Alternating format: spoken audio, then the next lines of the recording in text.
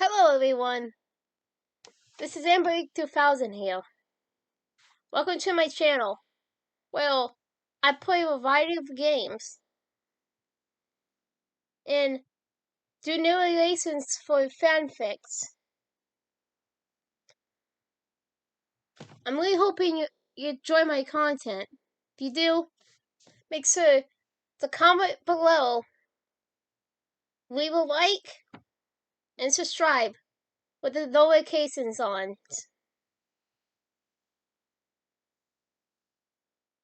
Right, so next time,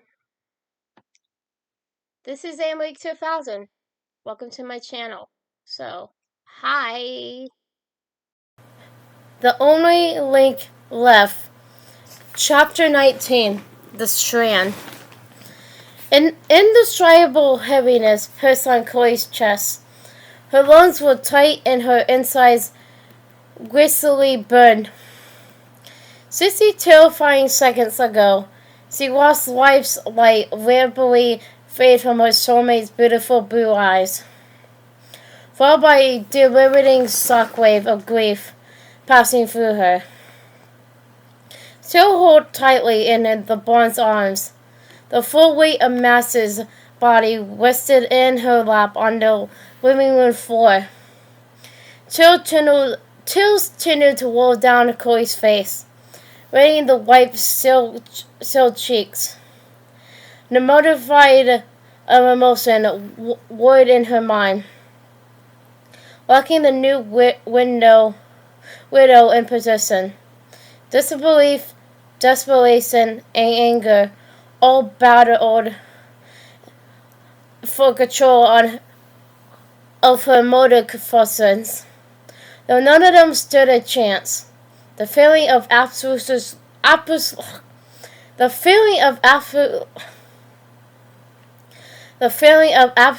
loss of her favorite person placed her in a state of near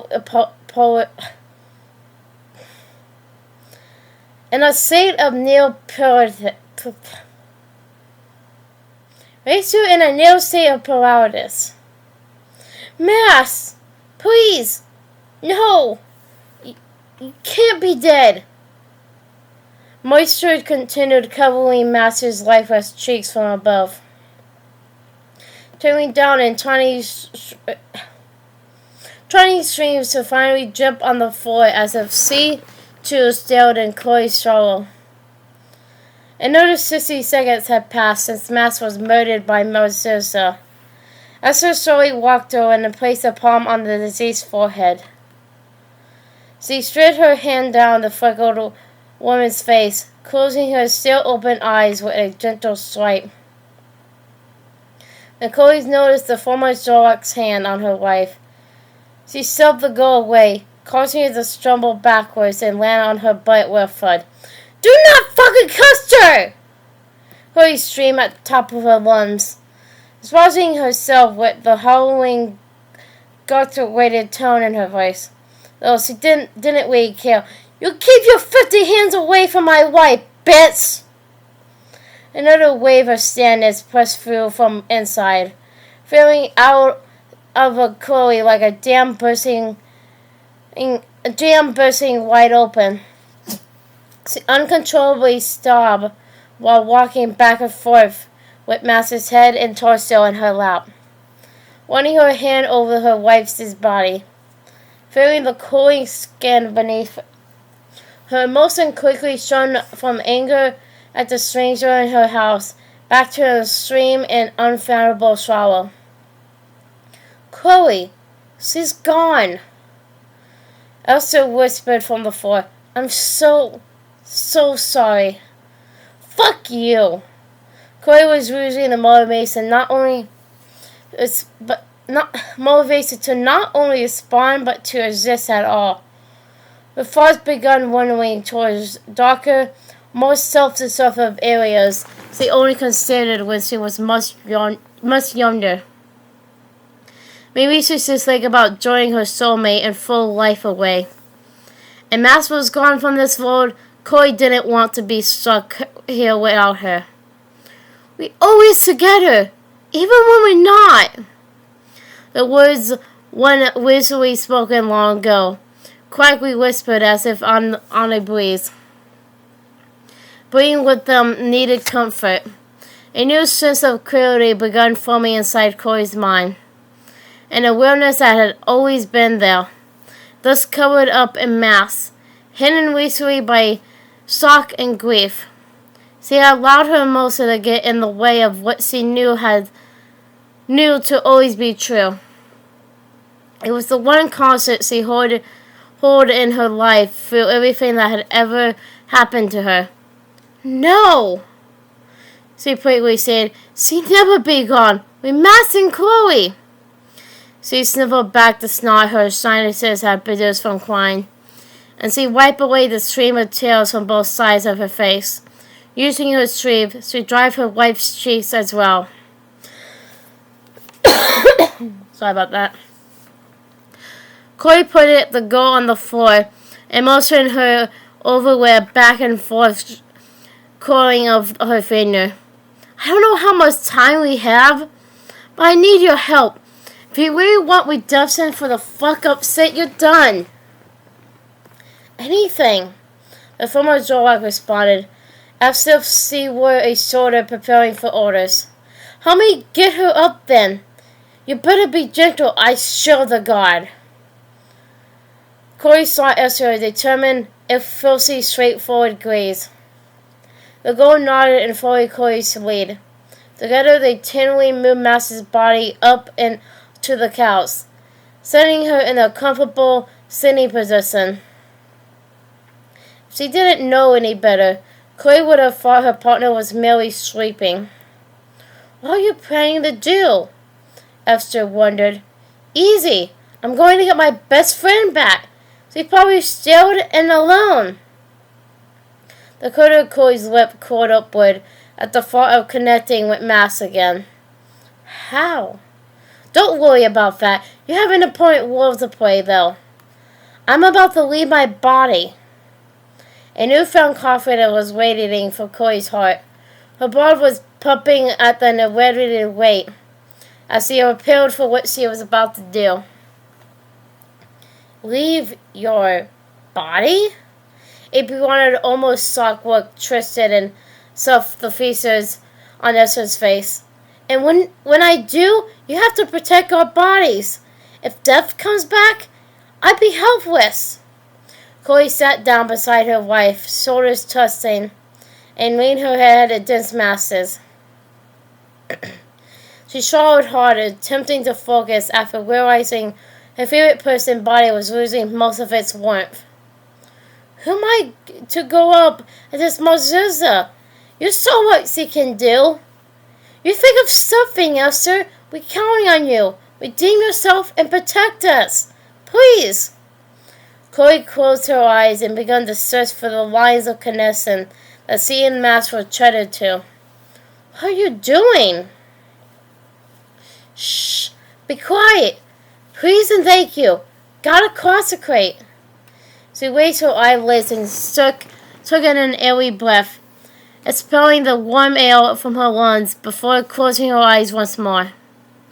Chloe dug down deep inside her mind, searching for the space she and her soulmate shared together. She stood past the mountains of gray and located the white spot where the power resided. Gently gripping the tiny mount, she pulled and slid it upward, revealing the wondrous reality inside. Wasting no time, she drove in, utterly searching for the grist that she knew belonged to Max. After a moment, she could see it, though it wasn't the shape of an energy-filled coral any longer. The pink wool-like strand was slowly pulsating while transversely fading from view. One moment she could see through it, the other it was vivid and illuminating. The gold, humming vibration that could once easily be heard from Max's accent was way too quiet for Chloe's liking. She reached out and locked her own essence into the fading strand. As they connected, she felt a warm exhilaration building in her heart, and her soul overflowed with profound care coming from her fabric mass. She desired nothing more than to merge into the pure love she was experiencing through the bond and wrap herself in all her master's energy. She then noticed her own exit draining. It felt like the one time she gave blood during a Red Cross blood drive at the chase base. Her energy was depleting and being absorbed into mass. The strand shaken, becoming a cold wisp again. The cold-filled price life energy was fully connected at once again. The owner of the pail breathed a sigh of release, knowing she was staring herself at such a deep level, with the one person that mattered more than anything else to her. Chloe wasn't sure how she knew, but it was obvious that her connecting to mass and such a matter was keeping her wife from fully stripping away. She badly wanted to tunnel in and meet together in the blackened ballroom where the essences were merged, but she had to remain cautious. They'd been there before, but this time, she was afraid the bond would be severed if she used too much more of her real energy. Chloe understood that this part would be on mass. It was her wife's burden to bear at that point.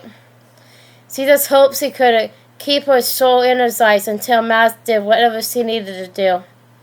She wished her favorite person would come back to her, but for now, she was doing everything she could. Nothingness. Like waking from a dreamless sleep, Mass slowly opened her eyes. Everything was blurry at first, then she blinked several times to regain focus. When she realized she was standing on her feet, she almost fell over but caught herself with a half step backward. Her foot being firmly placed on the stony surface of the ground, sent a tiny echo throughout the garden-oriented chamber. She scanned the area and noticed a multitude of people slowly walking past her, then coming to a stop up ahead. It was clear she was in the back of a room that was reaching its maximum capacity. When she looked back, she saw more and more bodies walking in her direction, continuing to overcrowd the space. Suddenly, she remembered what had happened before. Chloe! A feeling wave of panic rippled through her body in flashes, like polar eyes sliding across her eyelids. She recalled seeing Mozilla in the living room, then gazing at her wife. She saw a look of hypersteria form on Chloe's face, elongating her features, right before everything faded to gray. It didn't take long for Mass to realize she dead. Death had appeared in front of her and took her life away. She wrapped her arms around herself and ran to the side, bumping others out of the way. She pressed her back against the nearest wall and slid down to the ground in a ball of position. Thousands of confusing thoughts stepped through her as she shivered with terror. There was so much noise in her mind, she wanted to scream. The incoherent thoughts appeared like static on an old tube television screen, scrambled and out of order.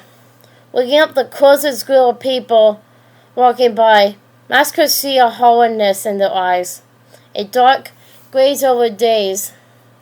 Her own sight was beginning to fade as the noise inside her mind continued to grow.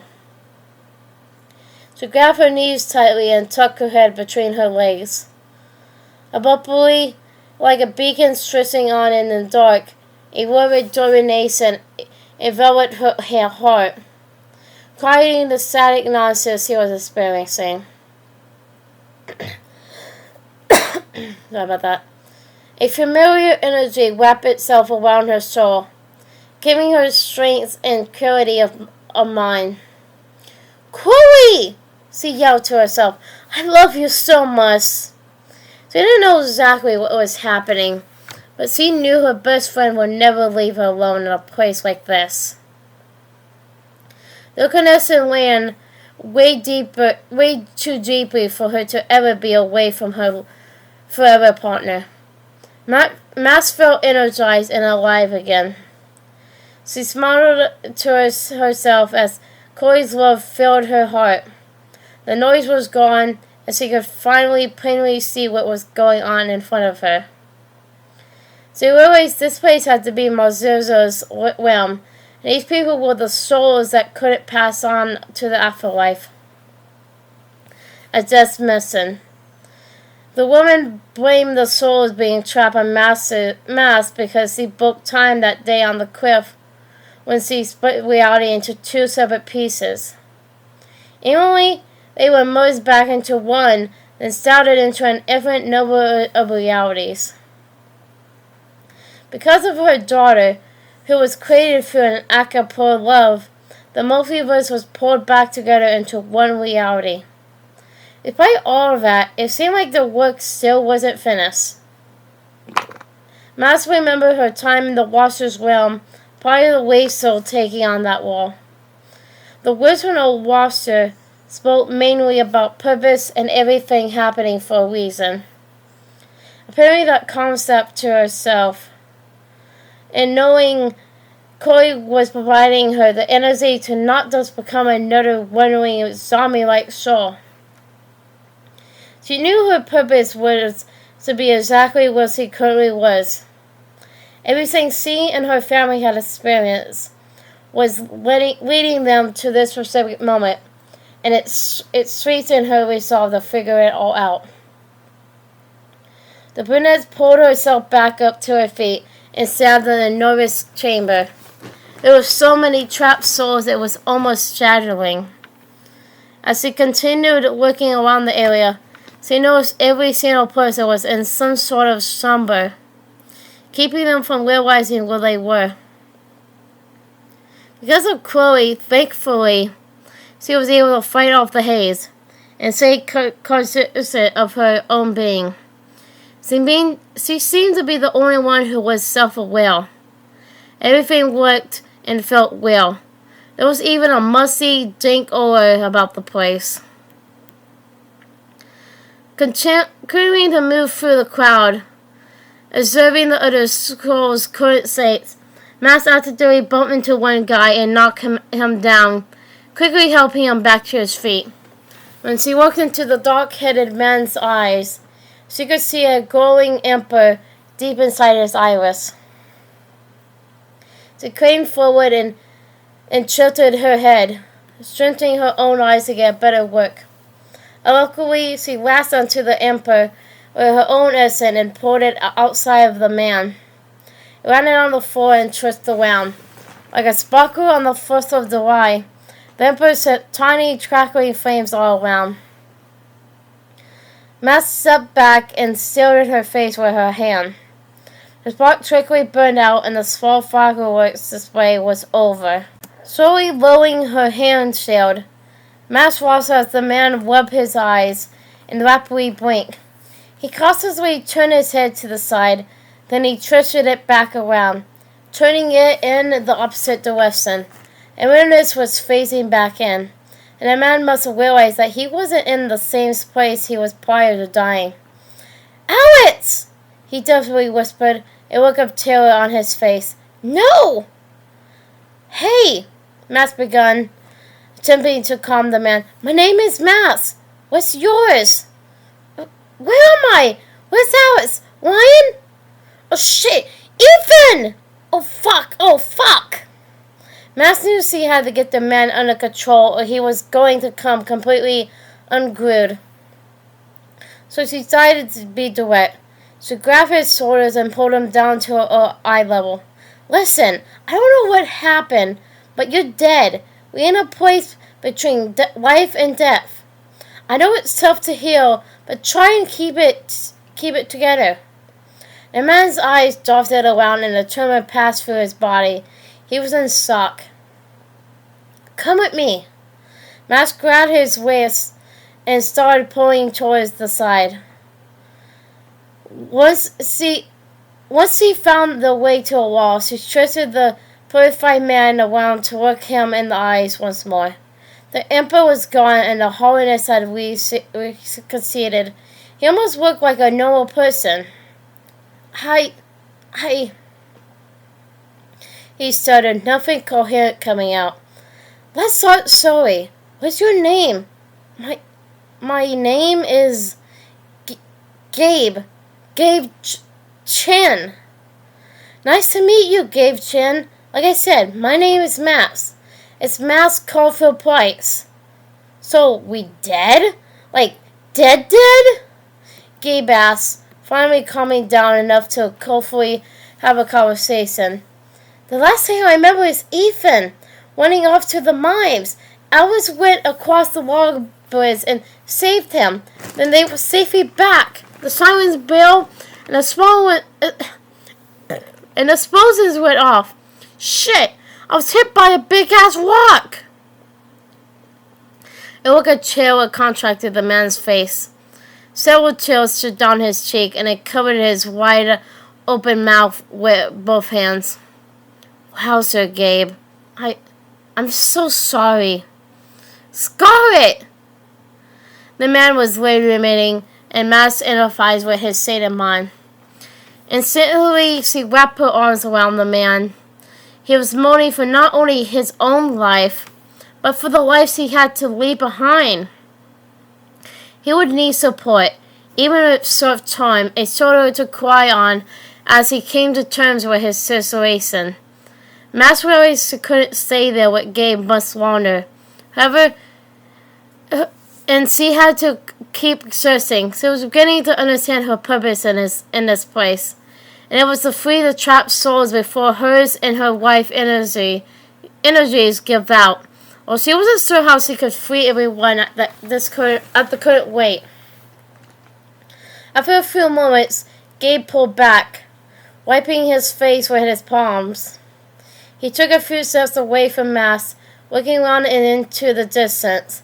He must have realized that they were the only ones who were experiencing Cass's fart, as Mass did. So, Mass, how are we, awake or whatever? Everyone else seems to be fucked. They all trapped here, waiting to cross over. I think it might be my fault, so I'm here to fix it. I think you just did. At least, I think you fixed me. Gabe held up his hand in front of his face and showed them the mask.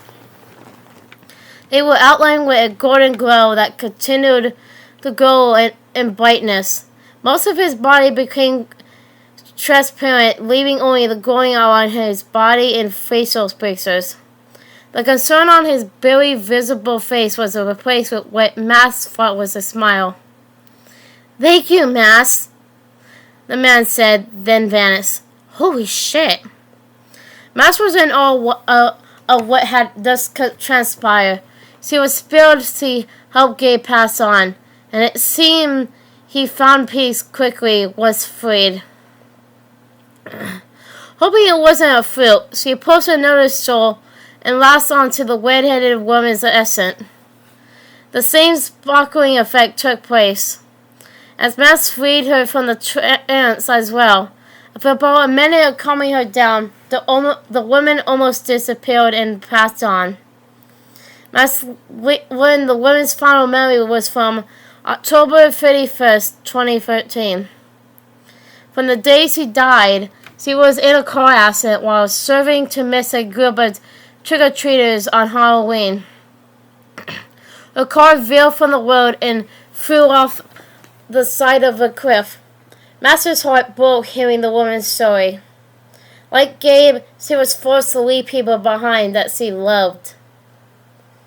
As sad as the story was, Mass couldn't help but thinking about the day the woman died. The month of October 2013. Hold an important spot in seeing her wife's history. If the woman had been stuck in Dustin's realm since then, the people from Acacia Bay that died in the storm would most likely be there as well. It made sense.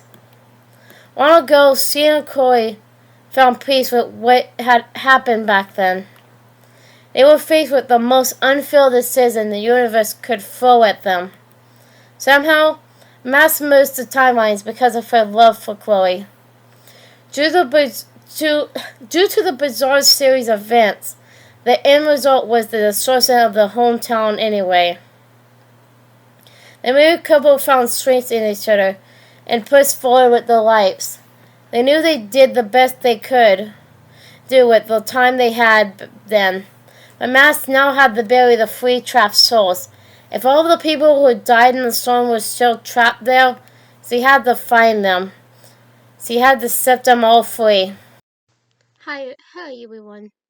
This is AmberAnkNA 2000 again. Well, I hope you enjoyed the video. Because, I really did enjoy making it. But, so I hope you enjoyed it. Comment, like, and subscribe with the notifications on down below. Till next time, bye!